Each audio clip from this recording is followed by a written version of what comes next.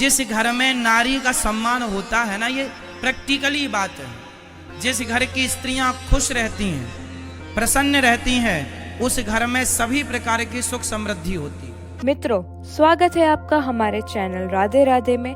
पूज्य गुरुजी अनिरुद्ध आचार्य जी द्वारा बताए गए भगवत पुराण एवं भगवत गीता का बहुत ही अनमोल पाठ हम आज इस वीडियो में सुनने वाले हैं। जिस घर में नारी का सम्मान होता है ना, ये प्रैक्टिकली बात है। जिस घर की स्त्रियां खुश रहती हैं, प्रसन्न रहती हैं, उस घर में सभी प्रकार की सुख समृद्धि होती है। ये प्रैक्टिकली है, क्यों मैया? सही है।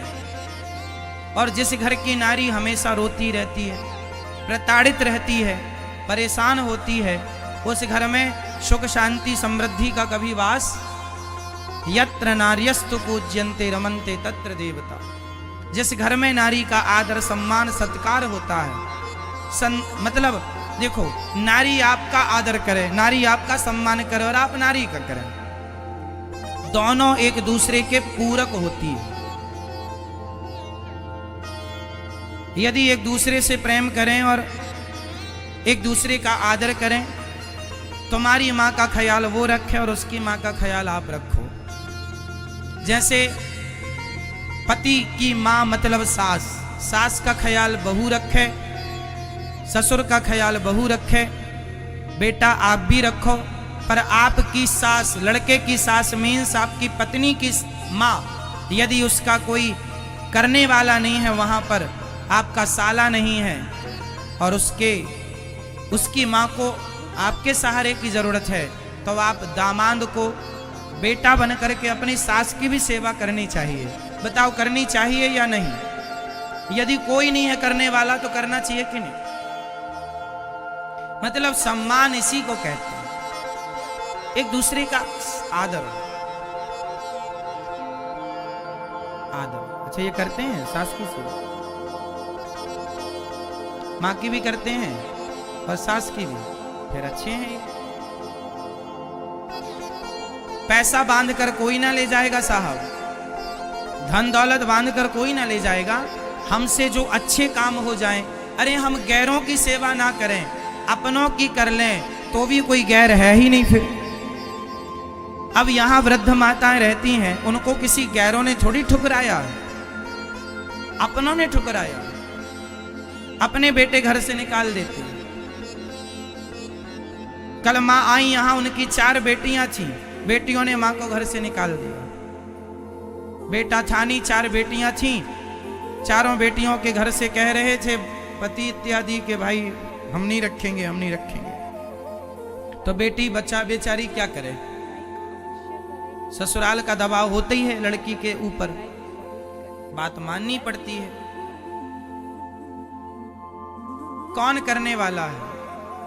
ये माँ आप टीवी पे देख रहे हैं, ये माँ है, इनसे ठीक से चला नहीं जाता, कई बार बिस्तर पे ही मलमूत्र हो जाता है, अत्यधिक वृद्ध है। बेटा है पर बेटा देखता नहीं,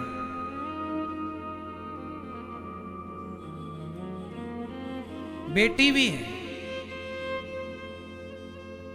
बेटी छोड़ के चली गई। चलो बेटा नहीं करते, बेटा नालायक हैं, तो बेटियां करें, दामाद करें। इंसानियत के नाते एक दूसरे के काम आना चाहिए, क्यों जी? सही है। पक्षी भी एक दूसरे के काम आते हैं। पक्षियों को आपने देखा होगा कई बार, एक पक्षी दूसरे पक्षी का पेट भरता है, बूढ़ा हो जाता है ना, उनमें भी ये अक्ल है कि ये उड़ नहीं सकता, तो वो ला करके उसकी सेवा करते हैं। मतलब सेवा भाव सिर्फ इंसानों में है ऐसा नहीं है, जीवों में भी होता है।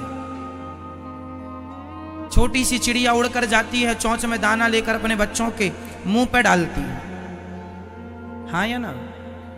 जानते हैं ना वो कि खाने की जरूरत सबको है। इंसान अपनी जिम्मेदारियां भूलता चला जा रहा है,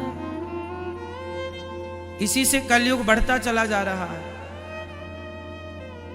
इसलिए आपसे प्रार्थना है, पुरुष नारी का सम्मान करें और नारियां पुरुष का सम्मान, पति का पत्नी, पत्नी का पति।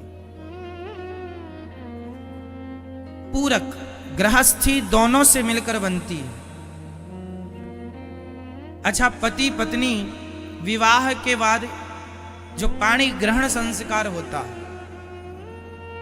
तो पति पत्नी ये दो होते हैं कि एक होते हैं? बोलो। वैसे तो पति पत्नी एक हो जाते हैं, पर झगड़ा इसलिए होता है क्योंकि आप दो हैं, और झगड़ा हमेशा दो में होता है।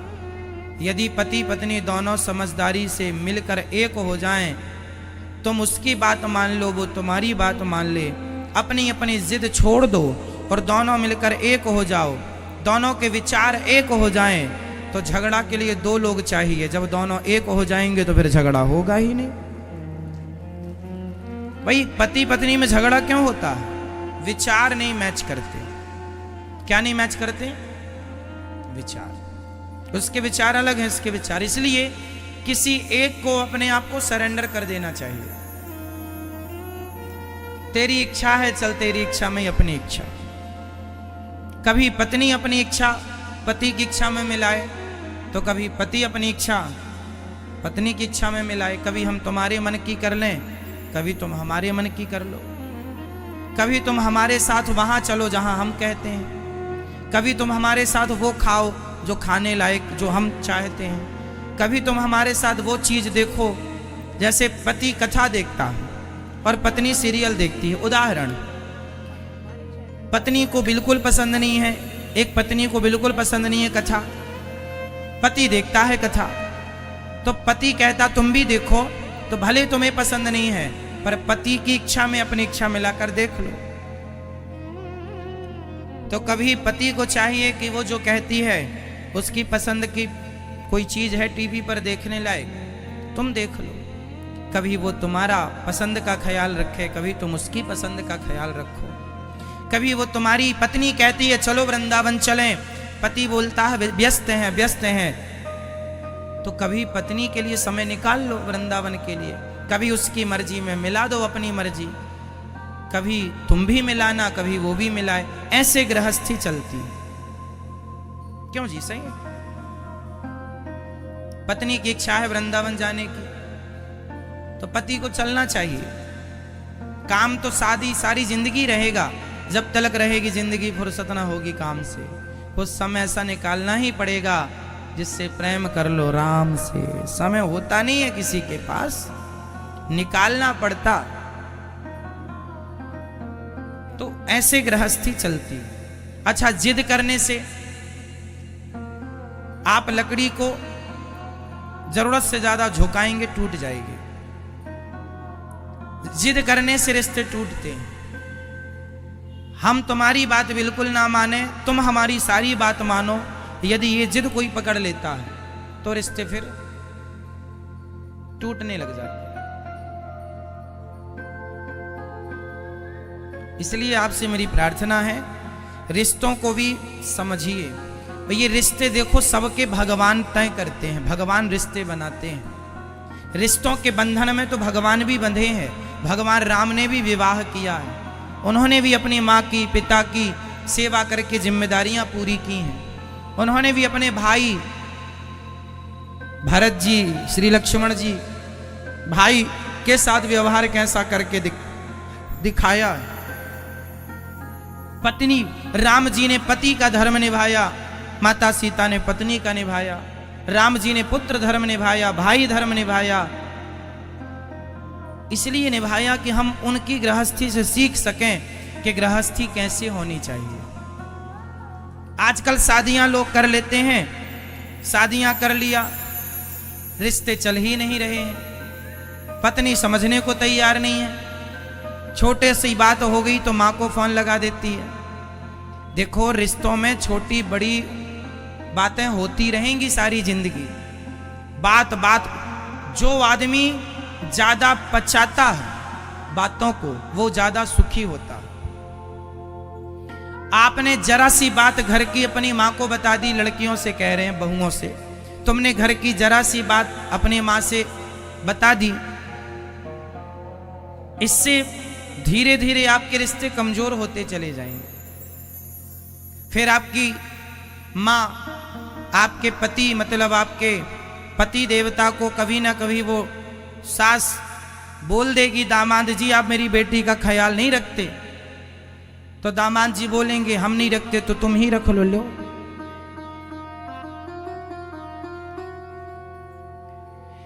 भाई पति पत्नी का झगड़ा सबके घर में होता है, होके एक हो जाओ। आप क्या चाहती हो कि आपके पति को कोई डांटे?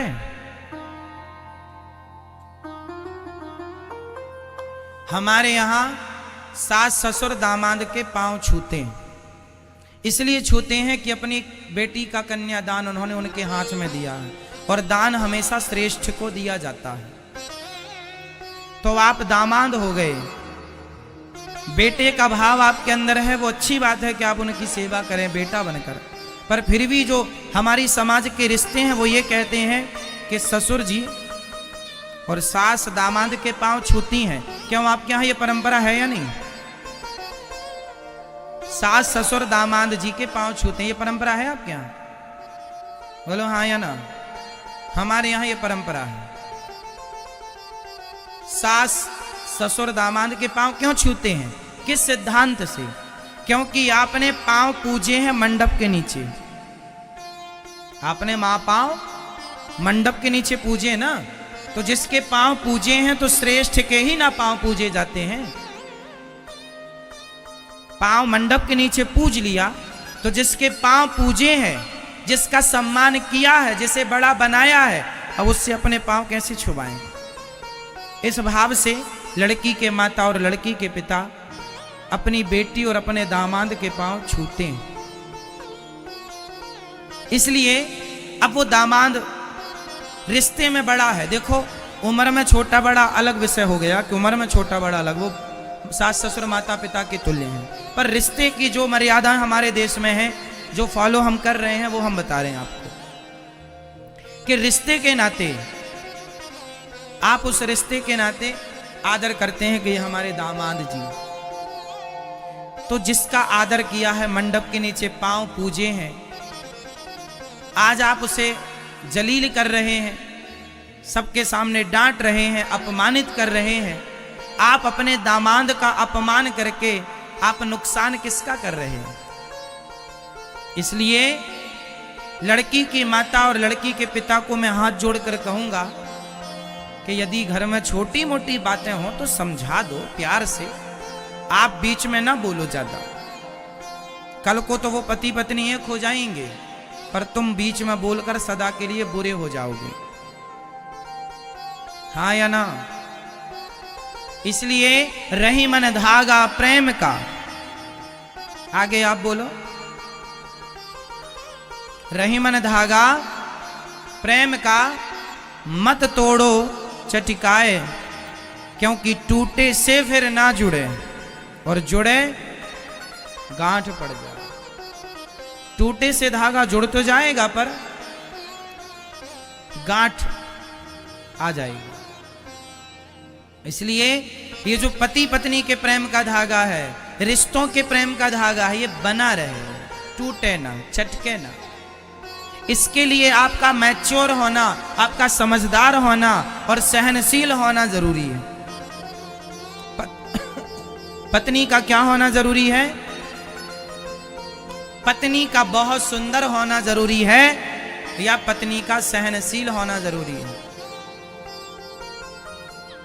दुल्हन थोड़ी कम सुंदर होगी चलेगी लाला, सहनशील हो, समझदार हो, संस्कारी हो, बहुत सुंदर हो और रोज डंडा बजाए पीठ में आपकी, फिर इसलिए सुंदरता अलग विषय है, लड़का की और लड़के की और लड़की की, बट संस्कार जरूरी है, स्वभाव जरूरी है। इसलिए लड़की को लड़के से और लड़के को लड़की से शादी के पहले बात कर लेनी चाहिए, एक दूसरे के विचारों को समझ लेना चाहिए आज के युग में, फिर विवाह करना चाहिए।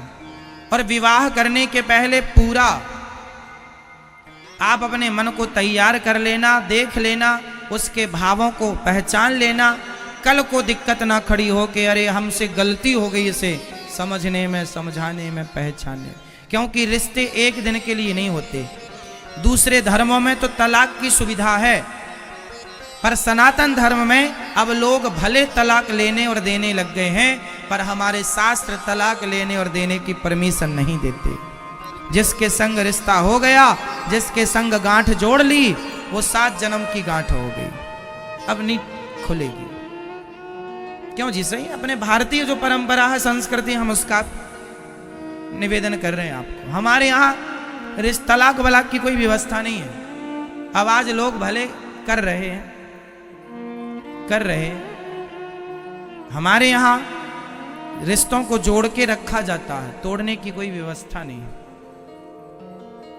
जिससे शादी कर ली, विवाह कर लिया, वो मेरा है, मेरी है। अब वो कैसी भी है, गोरी है, काली है, गोरा है, काला है, लंबा है, ठिनका है, अब ज्ञानी है, मूर्ख है, क्या करो? पहले देखना था कि ज्ञानी है कि मूर्ख है, शराबी है कि नहीं है, ये पहले चेक कर लो।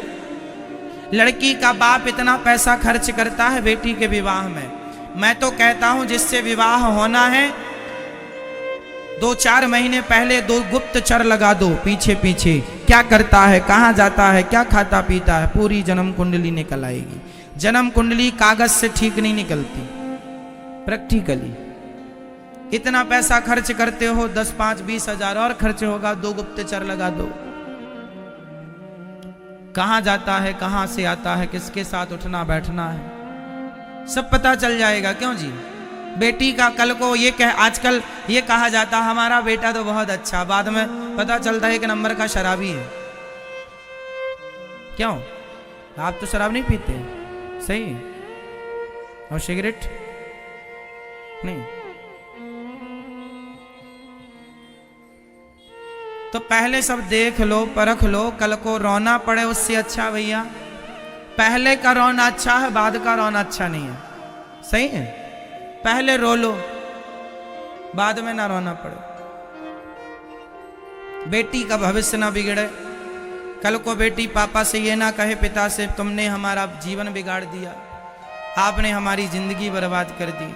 और बात भी सही है, लड़की के पिता को पूरा देख करके, समझ करके, इसलिए पहले के लोग शादी विवाह करने जाते थे, लड़का देखने जाते थे। तो दोस्तों, ऐसे ही अद्भुत कथा का सार और भव्य भक्ति में भगवत पुराण की बातें स्वयं श्री अनिरुद्ध आचार्य जी से सुनने के लिए हमें सब्सक्राइब जरूर करें।